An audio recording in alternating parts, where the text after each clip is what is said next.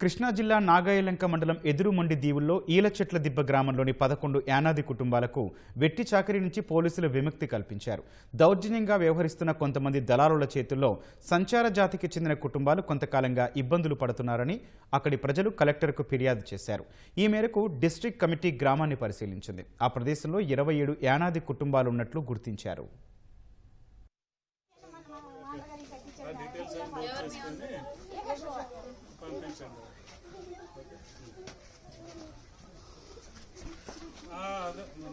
మొన్న జరిగింది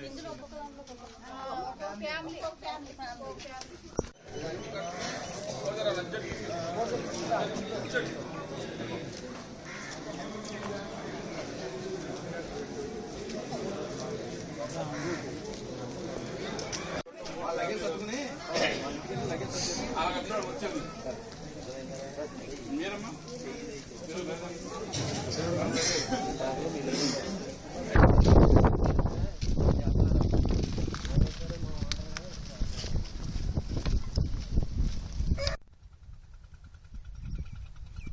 టోటల్గా అరౌండ్ 28 to 30 ఫ్యామిలీస్ వరకు మాట్లాడామండి, సెపరేట్గా కూర్చోబెట్టి.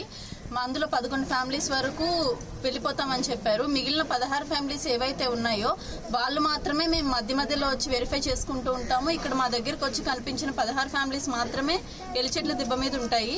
కాకుండా ఎవరైతే పారిపోయారో, ఎవరినైతే బెదిరించి పంపించేశారో వాళ్ళ కోసం అయితే నా దగ్గరకు వచ్చి సెపరేట్ గా కంప్లైంట్ చేయొచ్చు. అండ్ ఈ 16 ఫ్యామిలీస్ మాత్రమే ఉంటాయండి. ఇక్కడ చాలా బాధలు పడుతున్నారండి. మమ్మల్ని కాపాడండి, మా పిల్లల్ని మమ్మల్ని కాపాడమ్మా అని అడుగుతున్నారండి. చాలా బాధలు పడుతున్నారు. చాలా అవస్థ వాళ్ళదైతే.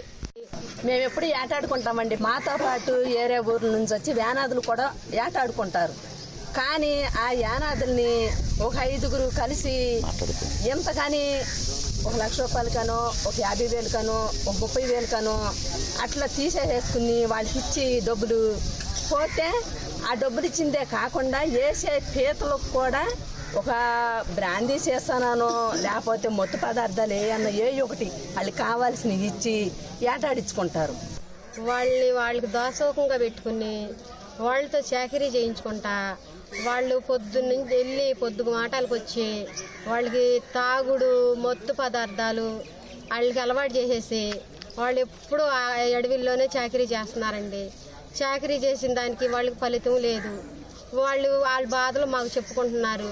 వాళ్ళు ఎవరన్నా ఒకరిని ఇద్దరిని చంపేసి పడేసేసినా కూడా వాళ్ళ గురించి ఆలోచించే వాళ్ళు ఎవరూ లేరండి.